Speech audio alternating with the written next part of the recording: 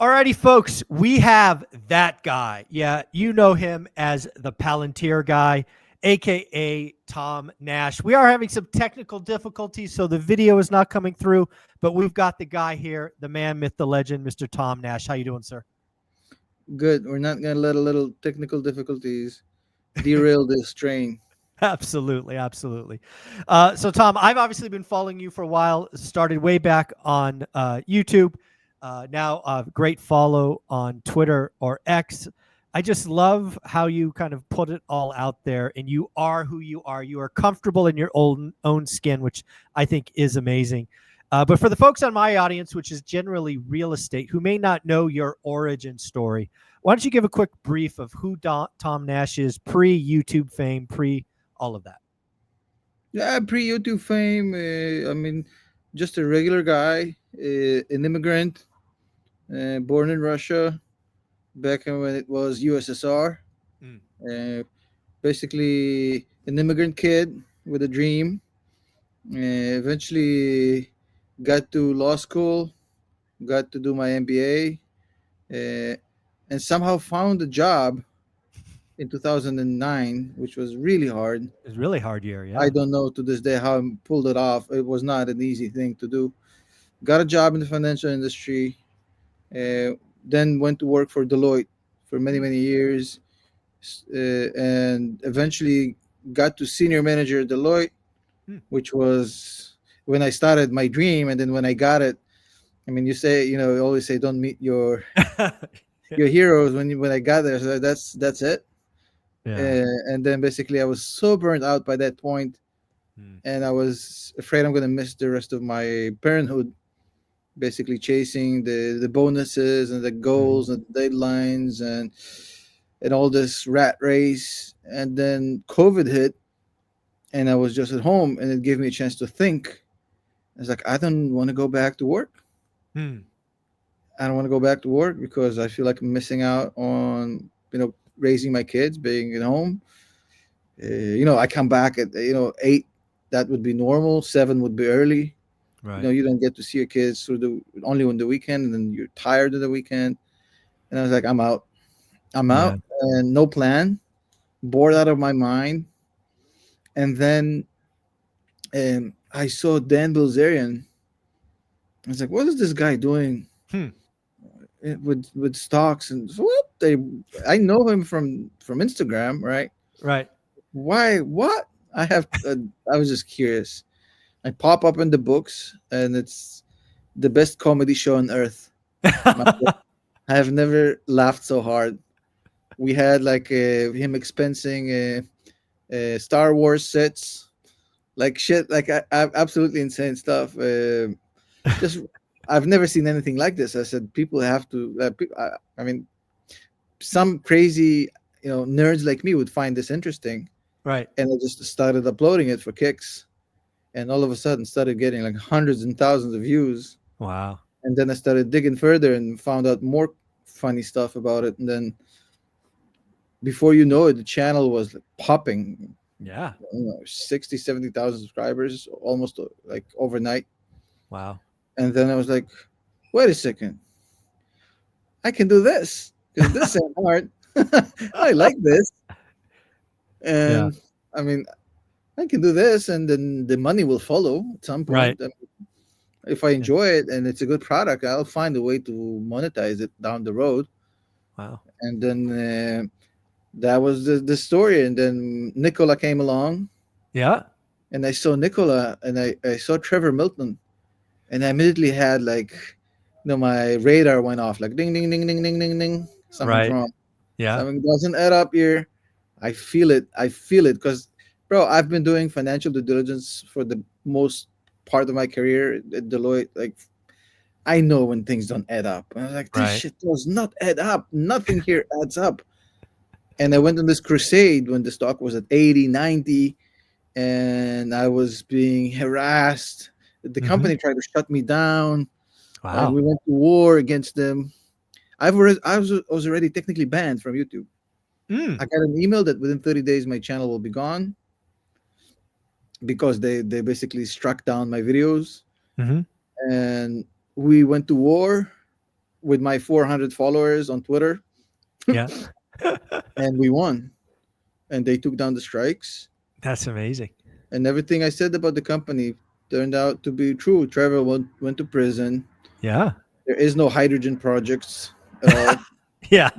They had one hydrogen prototype, which is a Bosch built prototype that cost like 40 million to build Oh my God. with the fuel cell. So everything I said was absolutely true. About Nikola, and I was like even I remember the day somebody calls me and it's like, "Yo, dude, they just got to deal with GM. Your whole Mm. thesis is screwed." I said, "Let me see that for a second. Yeah. Let me dig into that for a Let me minute. see that for a second." And then I called him back. Said, "So basically, this is a deal in which Nikola pays GM to have GM manufacture Nikola products." I don't think that's what you think it is. It's like I was like, Mary Barra is going to pay for this at some Yeah. point. It's going to explode in their face. It Yeah. did, obviously, not as much as I thought. They Right. cut ties with it, and then just more stuff came along, and then built the following, and more people came along, and Hmm. then found out about Palantir in 2020 Yeah. accidentally. You remember Clubhouse, Michael? I do. Yeah. Yeah. Clubhouse. Yeah. Yeah. Of course. So I was on It was hot Clubhouse. for a minute.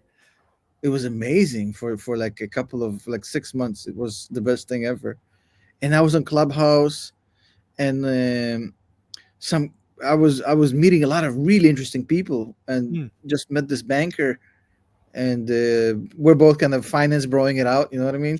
And then Yeah. he's like, "Yo, we're just putting a lot of money into this new exciting company."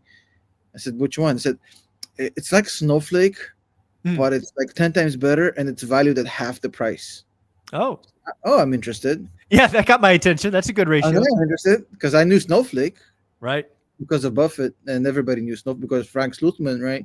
Yeah. I was like, let me look into this, and then I found Palantir. I was like, oh my god, Wow. this is the holy grail.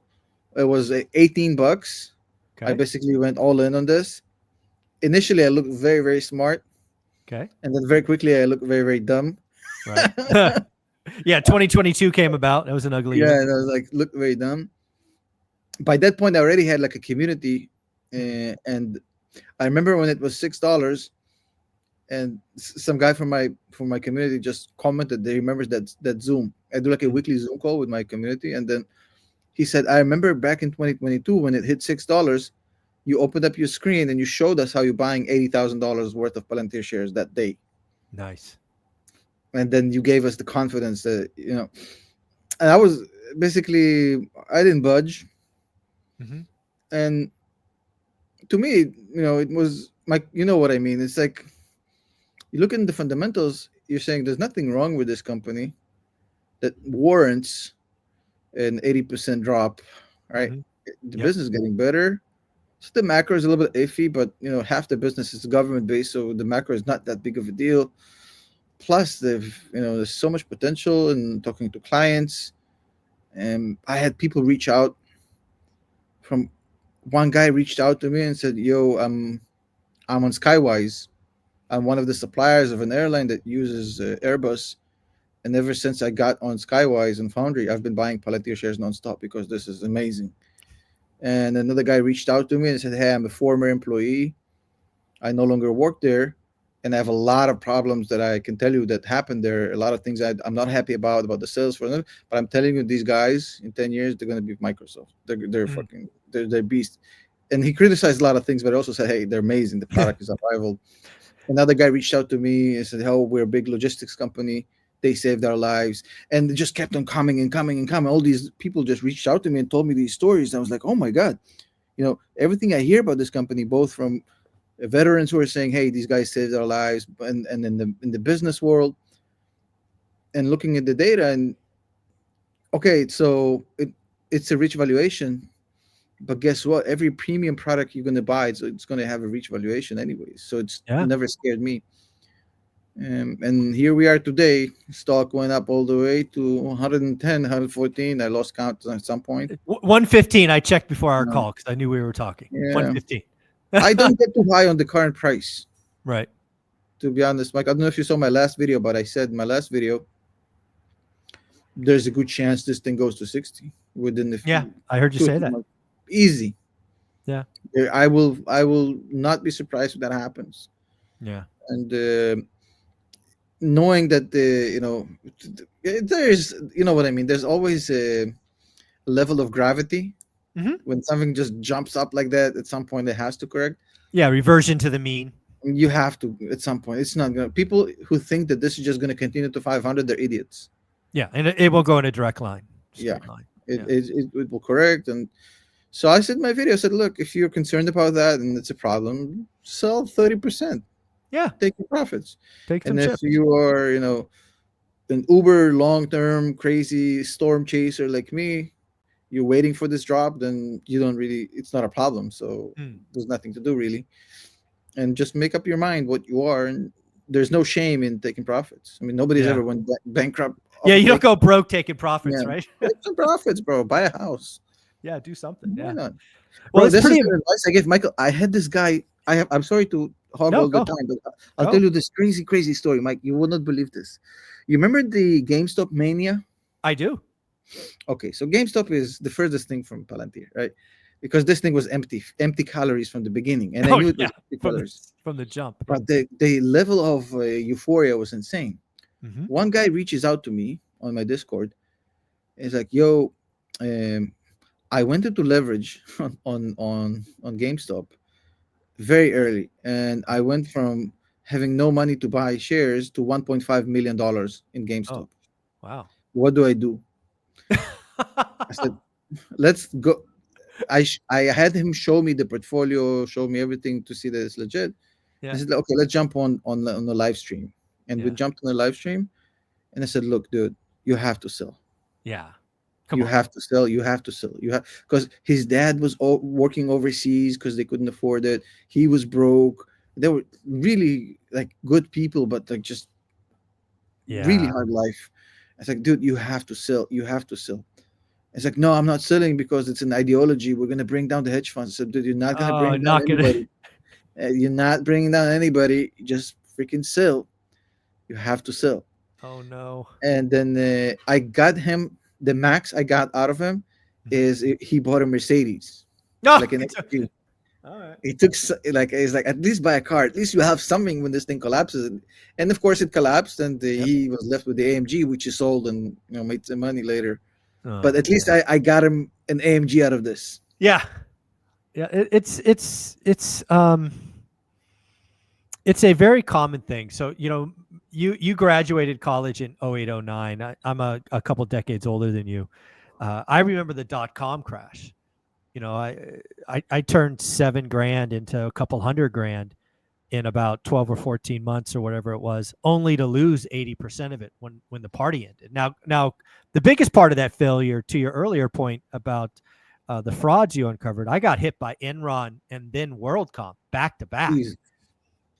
You know, so I didn't touch the stock market after that painful loss for probably 2 decades. Right, that was a very painful lesson to me. Um, Because these Enron public. was the shit. Enron was like it was the shit. It was the biggest stock in the stock market. Nobody It was was, close. yeah, I mean, they were doing new things, and they were the best. They were smartest people, and they're all over Fortune and Forbes magazine, blah blah blah. But there was just a big fucking Did you Ponzi know scheme. that Enron had the idea for Netflix I before did, it actually happened with the blockbuster thing? I did. I heard Couldn't that. handle the internet, the Yeah, infrastructure, but they had it. yeah. And, And that was and insane to me to find that out. and then WorldCom, right? Because I tried Yeah. like you. I was never at Deloitte. But I was consulting. I was in Europe for a consulting gig at Michelin Tires of all places when this blows up. And then I remember thinking, I can't be in cash, but what is the most stable thing I could be on? And for whatever reason, I thought telephones, like AT&T. And then I'm like, well, I can't get AT&T because that's too boring. What's the most high growth telephone company? And I'm like, WorldCom. And Yeah. like freaking 90 days later, they're busted as well. It was Yeah. crazy. It's scary how people don't remember this. Um, so when I came in to Deloitte, they do this thing, and oh, did you know there used to be a big five because Yeah, it's called the big Arthur four? Anderson. Yeah, exactly. And then Bye bye. I was the only because and they didn't know this, but I wrote my whole fucking a whole fucking research paper on Enron. Yeah. So I come in and I said, "Do you want me to lecture to you about SPVs and Arthur Anderson?" He said, "I'm not the guy to fuck with." I know exactly what you Yeah, mean. I got it covered. I know exactly what happened, bro.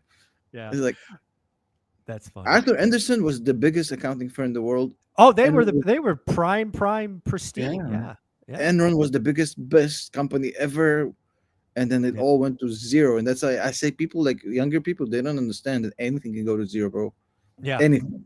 Anything go to zero. Exactly. Exactly. One of the things I wanted to ask you, Guess what I can't go to zero? what?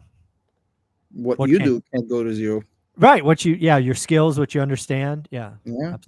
Yeah. Yeah. The one question I want to ask you, I thought I saw a post the other day that you were basically taking on diversification. And I think you said something like, hey, Palantir and Tesla make up 60% of my portfolio. Um, Now, I think that's probably after all the gains and all of that. But is that something you look at that obviously you're comfortable with, but uh, most people probably shouldn't be that kind of levered to a couple of stocks unless they're doing it on purpose? Of course, it's a stupid strategy. Yeah, I like it. It makes no sense. I'm Michael Johnson. If you try to run like me, Yeah, you're not gonna get anywhere, bro. But for him, it worked. right. Did you see him run? Hmm. You look I like a have. broken man, bro. Yeah, With that run, with he looked as he was having a seizure, bro. that's Nobody could funny. beat him, bro. Yeah, he would. Yeah, he was. Yeah, So that's the thing. Don't copy my style. On a serious note, the other 40% is actually S&P 500. I didn't know that. Okay, So that is where I get my diversification from. got it. So I do have like a total market exposure, Right. and then two stocks that I'm very, very excited about. Yeah. So basically, half my portfolio is an index because that index is virtually impossible to beat. Yeah, that makes total sense to me now that you explain it that way. Obviously, one of the things that you continually harp on online, and I'm sure in your community, is just boring dollar cost averaging. How important is that for you, but also for your community to truly understand? It's not about the price, it's not about timing. Just get consistent.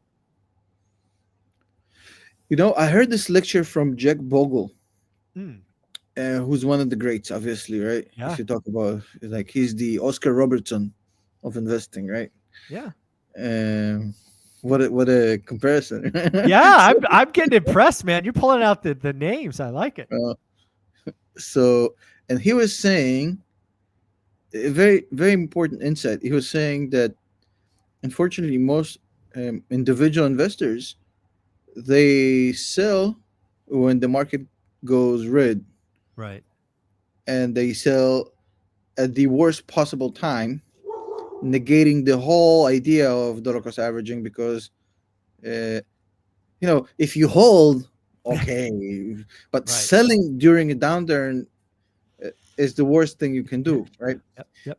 The thing that he didn't say there is how hard it can be Hmm. to buy in bad times, because it's easy to buy at bad times when the bad times are a week or 2 weeks Right. or 3 weeks. It's easy to do that, right? It's even not that hard when it's 2022, when it's just like 1 year. It's easy. You write it out. It's not that big of a deal. Right. But if you look at, 2008, the recovery was 2 or 3 years in which people ran out of money. Hmm. Everybody got fed up with the stock market. All the dip buyers, they basically got, played out of the market. So he's right technically, and I'm right technically. But if you're looking at, a 2008 level of a 3 year drought, there's very little dip buyers left by year three, Michael. Right. It's very, very hard. The only way you do that is if you build such a Pavlovian conditioning habit, which cannot be broken no matter what, Right. and you build a psychological fortress Hmm. where for 5 or 6 years before the crash, every single day, some idiot on YouTube just tells you DCA, DCA, DCA, DCA, no matter what, and they if you prep yourself mentally, emotionally, and you just it becomes a habit, like breathing. Yep.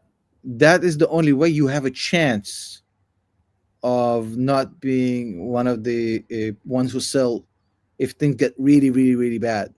And still, I told this to my community a few days ago. I said, look, 80% of you will get screwed because you can't tell me that 100% of you will last a 2-year bear market. Yeah. Some of you are going to be out after 2 weeks, some of you after 2 months, some of you after a year. After a year and a half, 80% of you have been gone, right? Mm. My job is to make sure that the 20% will make it out. So I'm like you're the turtles hatching on the beach. I Mm-hmm. understand most of you are not going to make it, but I'm going to make sure that as many of you as possible are going to make it to the water. No, I like that. Yeah.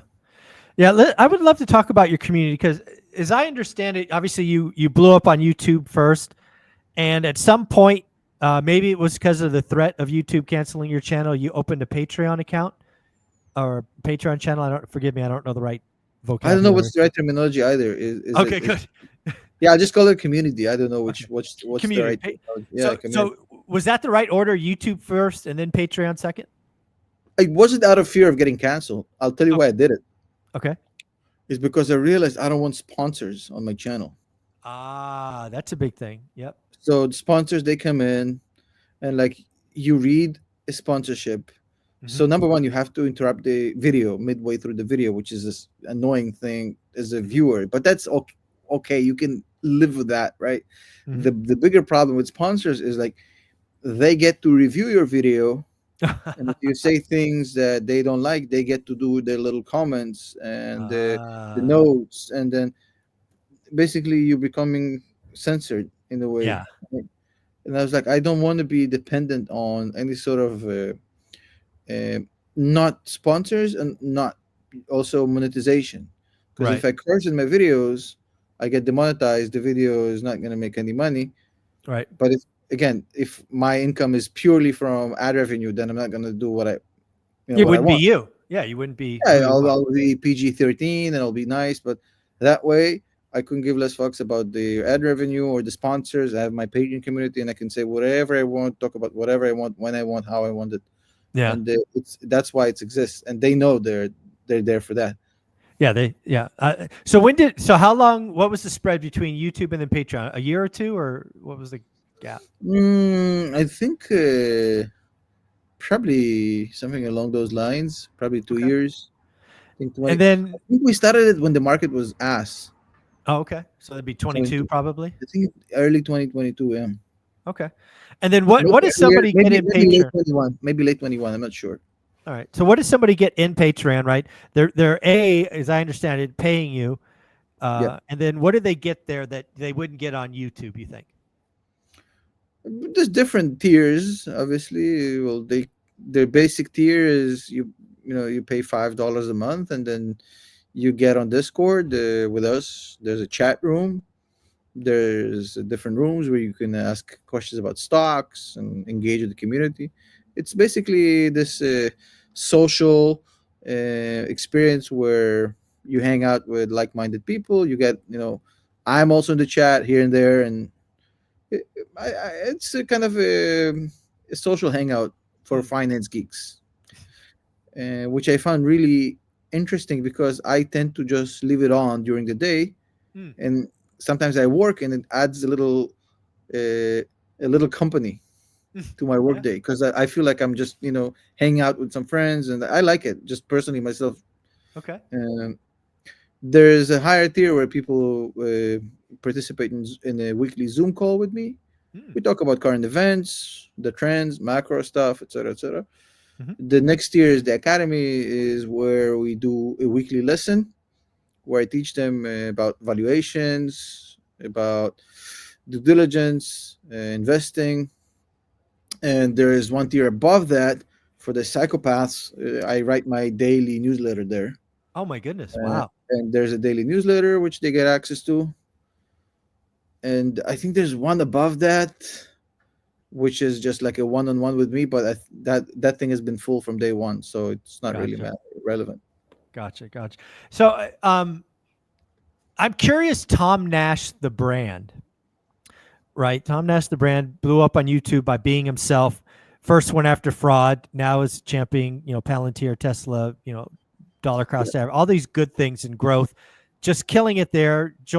Creates Patreon. Last time I saw it on X, 12,000 members. Yeah, man. on Patreon. So shout out to you. You Um, can do the math. yeah, yeah, I can It's do a the good math. income. It's a good It, income. But I'll tell you what. Here's the thing. So this is something I learned from my dad. mm, Is like, as long as you provide value and you're not being a dickhead, the mm, money will always find its way to you. yeah, You don't have to go out chasing money. mm, So, like, I've never, like, the way this happened is me creating value for people, mhm, building community, and then saying, okay, we can actually make a business out of it. And it just kind of happened organically. yeah, I think that there's a lot of predatory behavior around online education, sure. and I understand why people have some sort of a sentiment about it. But in our case, what basically kind of leads the community, and this is the part where I feel the most amount of pride, not in the earnings, because they post now great. Like, we have this room, it's called the celebration room. They post all their earnings, and it's Oh, great, it's great. But that's the awesome. market is, but the market is hot, Yeah, and the market is hot, and in 2022 that would have been a complete shit show. So I'm not looking at that. What I'm right. looking at is when people inside the community. Remember? Did you have a chance to watch Fight Club Of back in the course. day? Hmm. So this thing becomes kind of this living, breathing community without me. So one Yeah. guy would ask a question, and it's clearly an inexperienced investor because he's asking a very inexperienced question. For example, is this a good time to buy Nvidia? Right, which is a Right. like there's no good time, bad time. There's no entry points, wrong way. And then five people will come in Mm, and they'll educate him and they say, "Hey, look, let me explain to you how it works, and this and that and that," and they'll like bring him up to speed. And that, or I get messages, "Hey, up until a week ago before I joined, I was just trading in and out, and it was so stressful." And I did make some money, but it was so stressful, and I mm, was just basically focused on that all day long. And it's so liberating to become a long-term investor. mm, So these are the things that kind of motivate me yeah. when we feel like we can actually make some difference. I'm not kidding myself. There's a big part of my community who, you know, also trading actively, and that's okay. That's okay. But like when I see people who don't know there's something better, Mm, and then they find long-term investing, and then they basically change their kind of their whole path in investing. That's fine. If somebody then makes a choice, hey, I also want to trade actively, that's fine. But a lot right. of them, they don't even understand what long-term investing is. They never knew about it, and they just thought that stock market means you buy, you sell, you buy, you sell, you buy, you sell, just Yeah. trade away. And they found, oh wait, so the S&P 500 really does 10% a year Mm, if you stay long enough, and if you just buy at all times and buy more when it drops, and you hold long enough, and you've picked a good company, there's absolutely no way that you don't make money if you just hold long enough. And they're like, well, that's a cheat code. I said, yes, exactly. And then like that realization process is where kind of my motivation is coming from, because when I see people transform, I feel like I'm justifying the money. You know what I mean? yeah. Yeah. I guess the question I have for you around there, obviously wild success, but I'm curious, when did you start adding people? Because I mean, I guess you could theoretically do it all yourself, but I doubt it. Right? You've got to be hiring people around you to Bro, to we to. just hired a guy who's a ninja. Mm, So my newest, we've been adding for a lot. So the guy who is kind of my Jonathan Riker, I forgot the name of the character.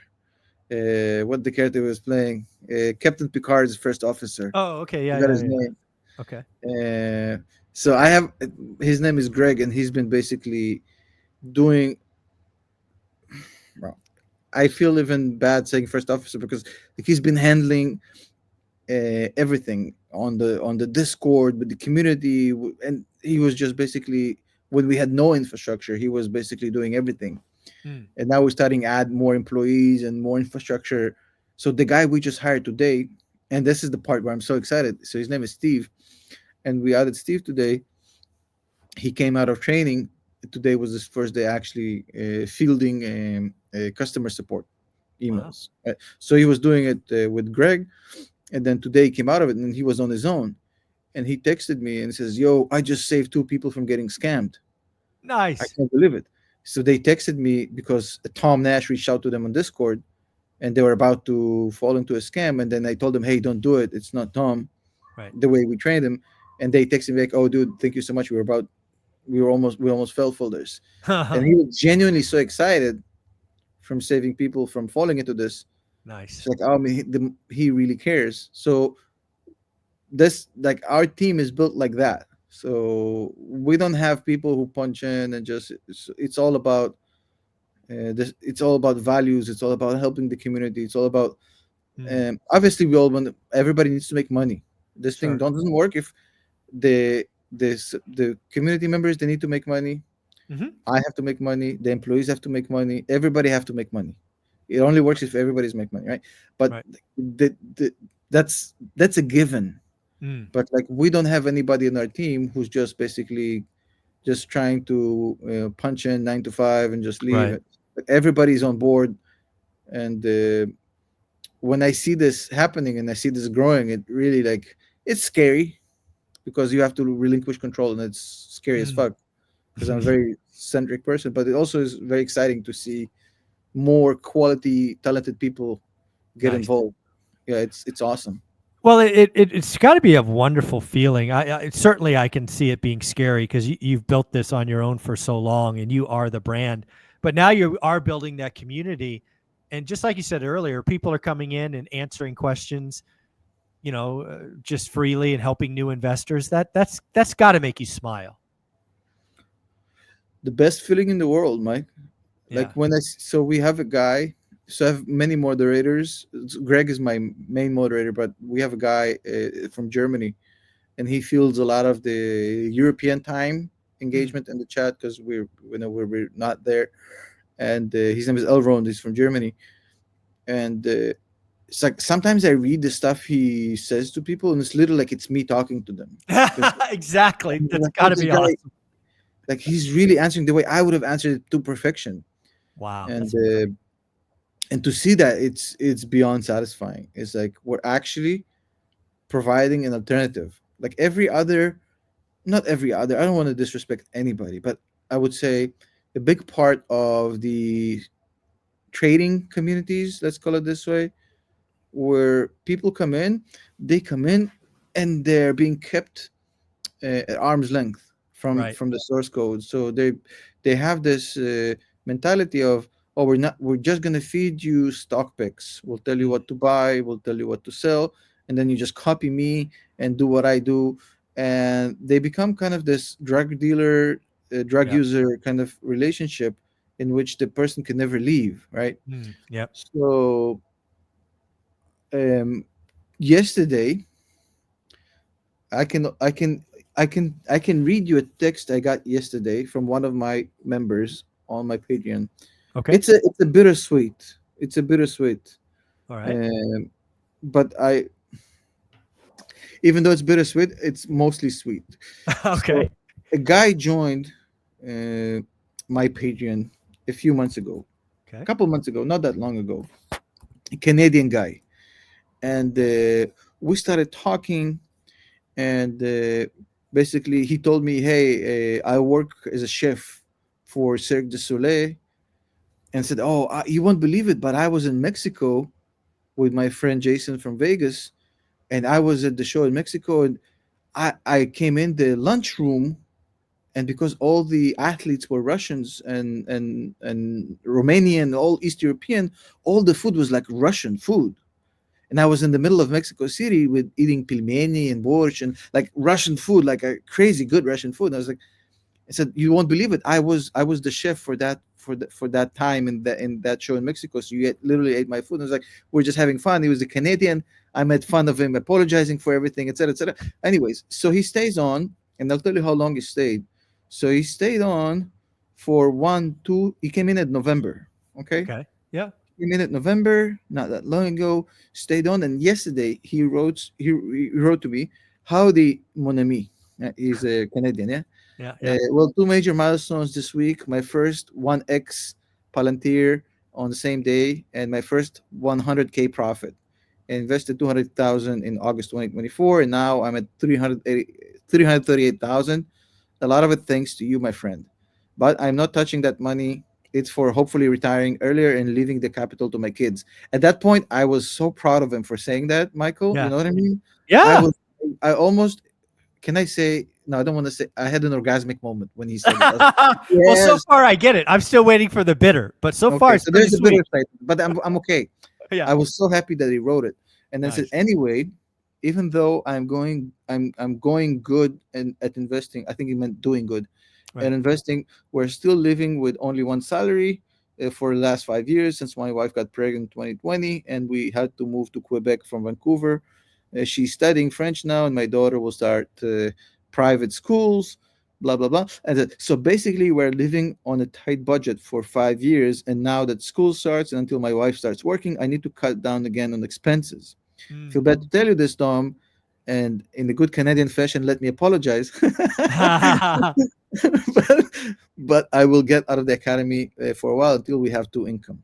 And then Yeah. it says, I learned a lot here. And honestly, the weekly meetings are the highlight of my week. Blah blah blah. Okay, and then he's basically what the premise of this thing was. He was like, "Bro, I wish I could stay financer, cash flow Yeah. wise. Tight. Yeah. I can't, but I feel like I've learned enough in these 3 months that I can handle it until I'm able to come back."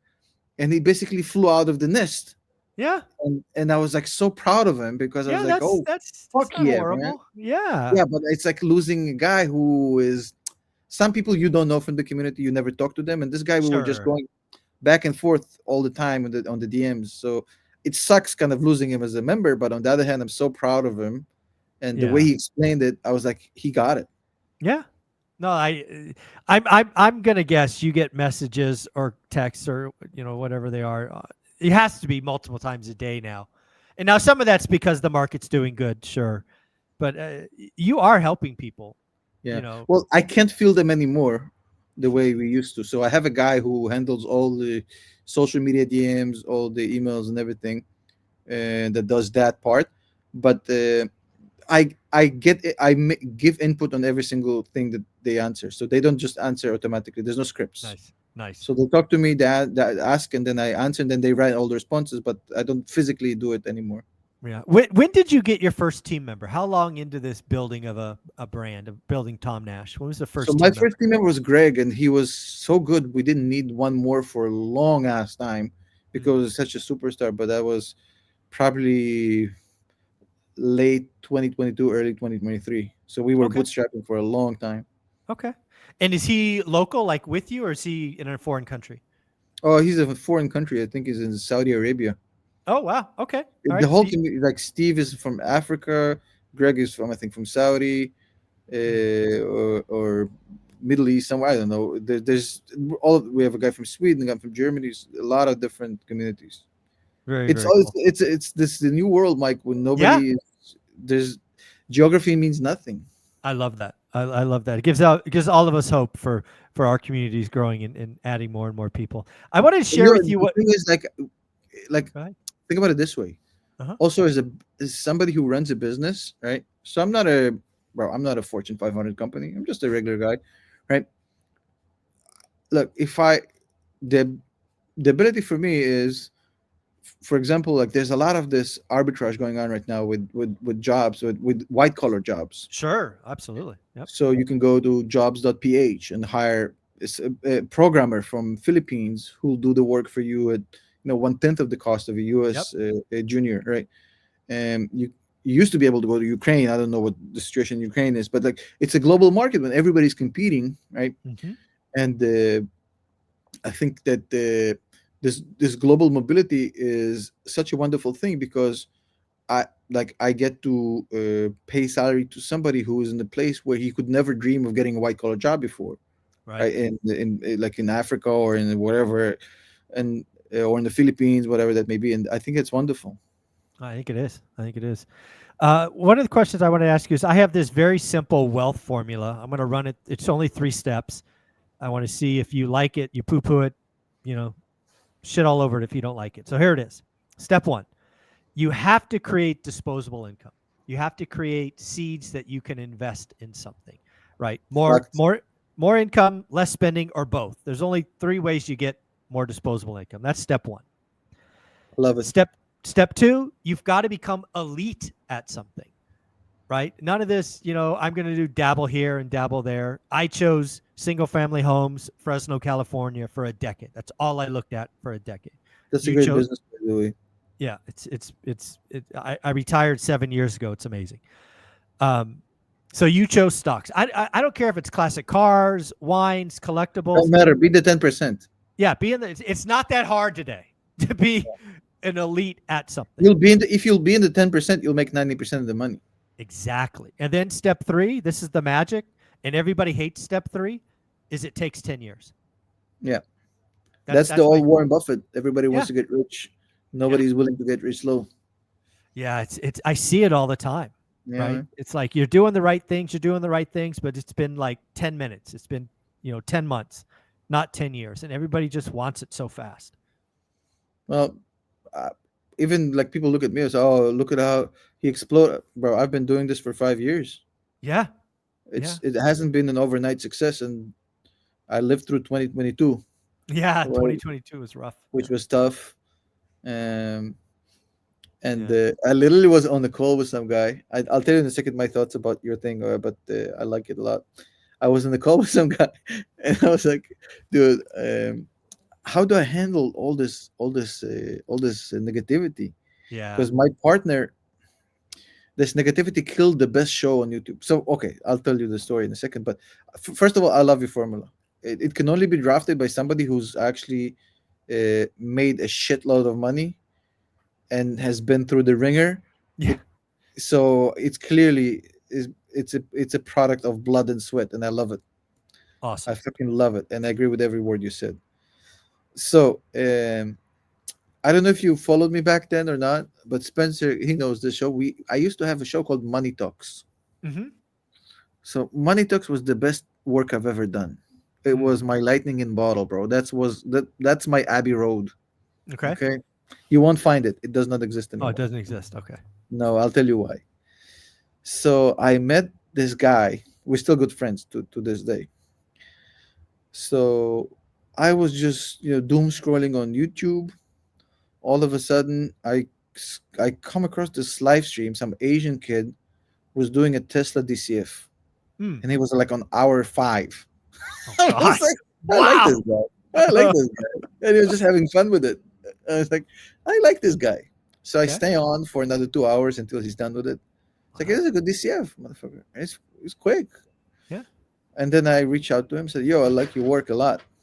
I said, "What's your background?" He said, "Yo, I used to be an analyst for Citadel. I'm a CFO of a big company right now, but we're selling the company." And I was like, "Yo, do you want to maybe kind of do a podcast together?" And then Wow. we did a podcast, and the chemistry was incredible. Then I told him, "Hey, look, uh, how about we bring ESPN to the finance world, Oh. and we do undisputed or first take, but with stocks instead of sports, with Oh, CEOs instead of players. that's And crazy. I'll be Skip, you'll be Stephen A. or whatever works. I don't know. Yeah. Yeah. Yeah. And we'll just do it with stocks. The format is proven. Yeah. I mean, you're a little bit more professional and kind of reserved, and I'm the wacky, crazy. Maybe I am the Stephen A. Smith. I don't Yeah. know. You're Stephen A. Yeah. Yeah, Exactly. whatever. But it's gonna work. I'm telling you, because we also we can debate, and there's no antagonism when we Yeah. debate. Yeah. Specifically, me and this guy, it was magic. So we start the show. The show goes fucking wild.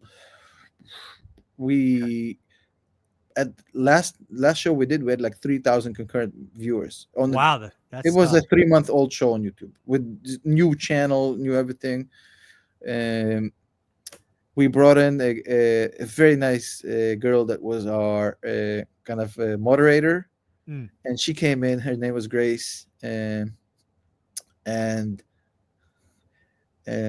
she was like, "I don't know nothing about finance."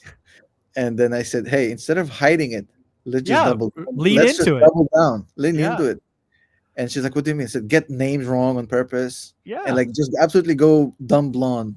And she's like, I love it. I love Oh, it. why does this not exist? I want this to exist. Bro, I'm telling you, it's my best work. So I had the guy offer me millions to bring back the show. I said I cannot for many, many reasons. I wish I could. And I told her like, just call Michael Burry, just call him Michael Bury, and we'll make fun of you. And like, and like the whole thing was absolutely mental. Oh my Uh, gosh. and the show was spectacular. I had so much fun doing it. And then Justin told me, he said, "Look, bro, I can't do YouTube anymore. These people are crazy. The markets are red for 2 days. They want to fucking kill us. Oh The wow. markets are green. They love us. They're fucking bipolar. I Right. don't need this shit." Like he's independently wealthy. Yeah. Uh, like you, he doesn't need none of this crap. It's Yeah. like I'm just gonna buy a fucking construction company Just go and play in the and sand. just go Yeah. play with that. Yeah. I'm done with this. And Oh, you know, that's he's too the sort bad. of guy when he says something, he's never gonna go. I've been trying to convince him to go back and do the show, but he's like, I'm never doing YouTube again because of this toxicity, right? Yeah, it can get bad. It It's certainly like I don't can. need this. I don't need this. Yeah. And then I was like, these motherfuckers ruined my best work ever because they fucked his psyche. He's like, I don't want to do this because you know what I mean. Like Yeah. Yeah, bad no, week. yeah. Oh, I get it. I mean, yeah, there's definitely something to this game. Because you can't make everybody happy all the time. Stuff goes wrong. You get stuff wrong. You say stuff wrong, of and course, and they light you up. You can either get used to it, or if it bothers you, yeah, you can't do this game if it bothers you. bro. For some reason, maybe it's the Russian side of me, Mike. Maybe, yeah. I honestly don't give a shit. Well, that's the best answer. I It's just just block people. If somebody says something disrespectful, it's like, well, block, fuck off. yeah. And That's what I yeah. If you have feedback or an opinion that's logical, I'll listen and read. But if you just want to come out and start name calling stuff, I know where the block button. It's really yeah, easy. it's really easy, and it's also like It's I don't care. yeah. It's no It's skin like off my at the end of the day, we answer. I answer to two people in my life, my wife and God, There you and go. both of them. As long as both of them are happy, the rest of you can go fuck off. Exactly. I love that. I love that. Well, I'd be remiss if we didn't talk macro economy. We have What do to. you think's going on macro inflation? We get CPI Wednesday. You got Fed probably on pause in March. What's going on macro, buddy?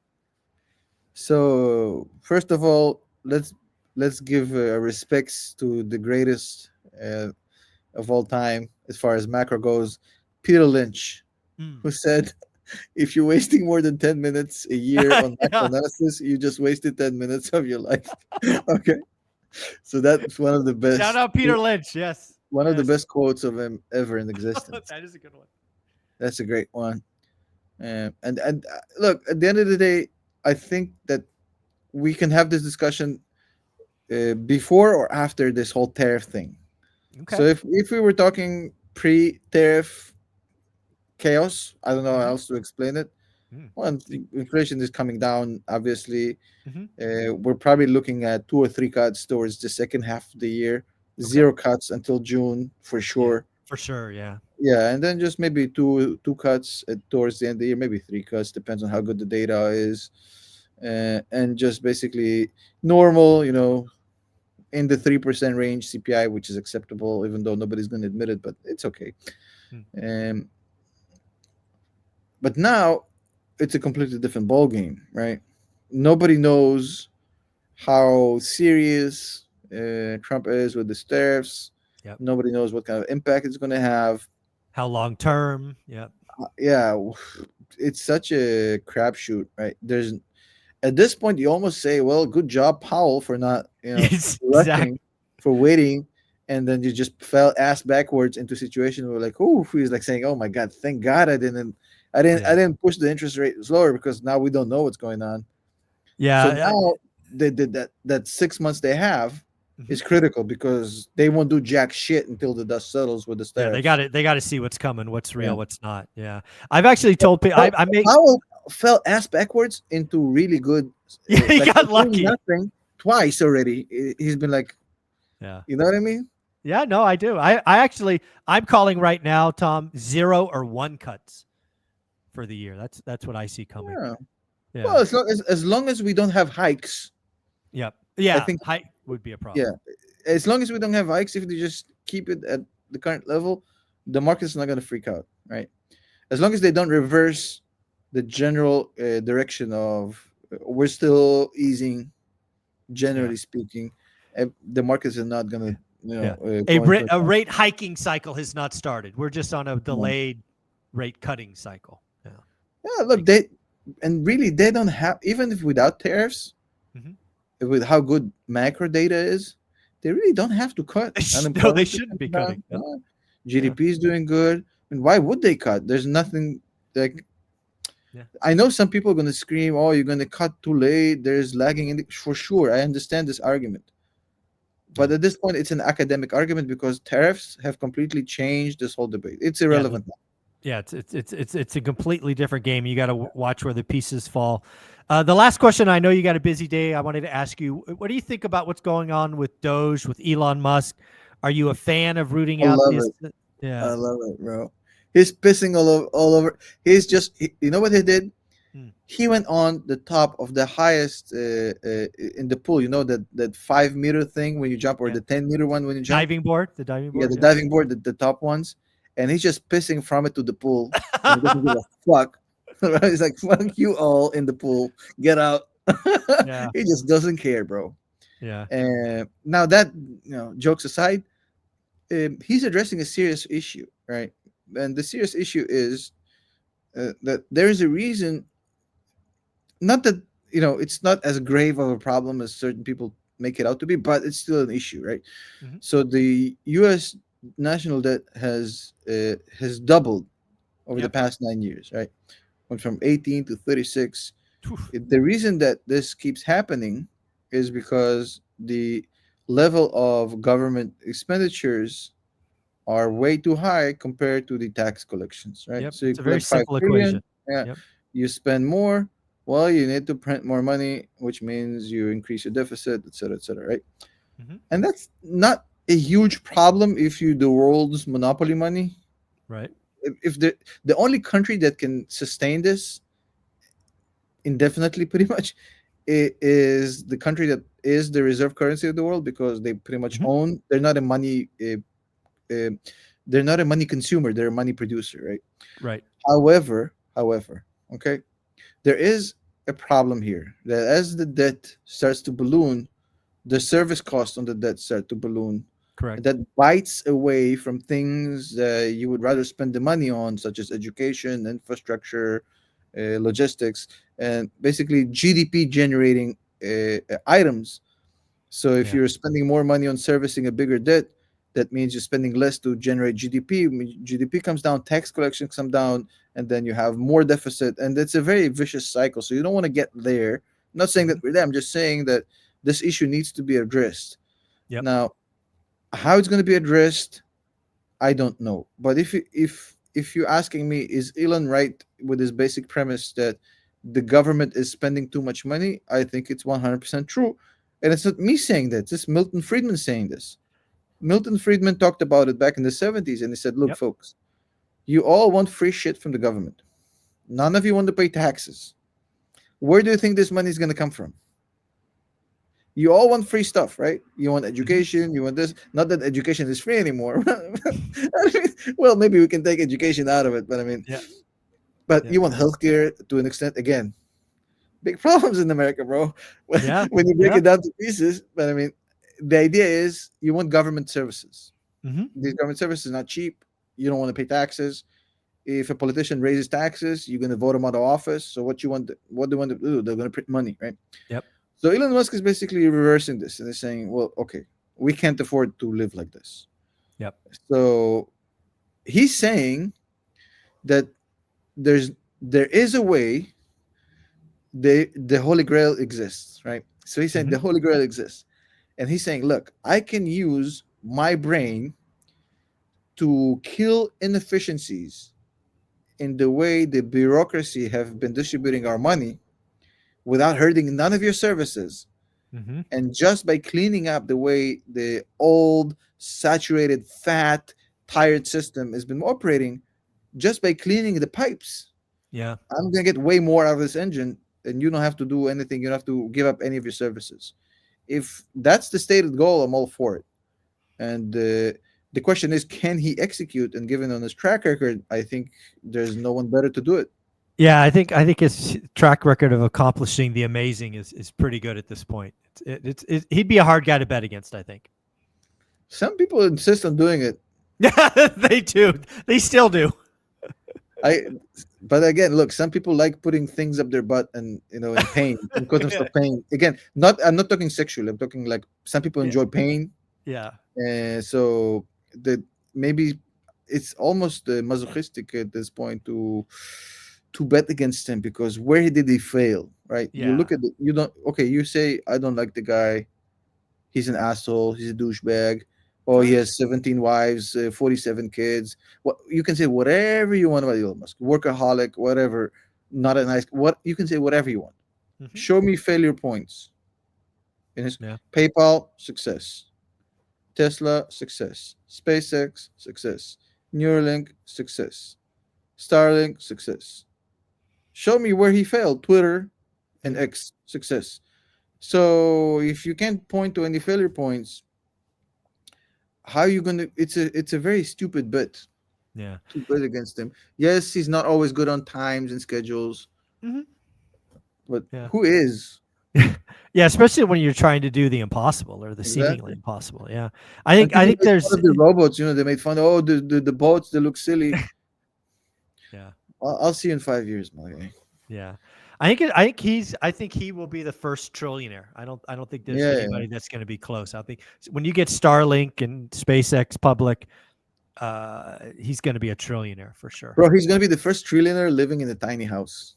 Yeah, exactly. He's doesn't have physical possessions or very few. It's crazy. Because you look at the old stuff that they have out when he was just with PayPal and stuff, and Mhm. like buying himself a McLaren. All I that think old he stuff. went through the I got money phase Yes. like 20 years ago, and he's so past that shit, like Yeah. he doesn't give a fuck.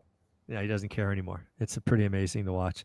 Well, Tom, thank you for doing this. This is appreciative. Spencer, thank you for setting this up, man. Great job connecting Love us. Spencer. Yeah, Spencer is amazing. Tom, if somebody wanted to follow you or don't know where do we send them? Send them to Russia. Yeah, don't do that. Don't do that. That is hilarious. That's funny. So just Okay, dude. your YouTube channel or what? Where do we want him to go? Yeah, YouTube channel is fine. X, it's all good. I'd follow him on X. He is just so raw on X. It's a lot of fun. Thanks, Tom. Take care. Thank you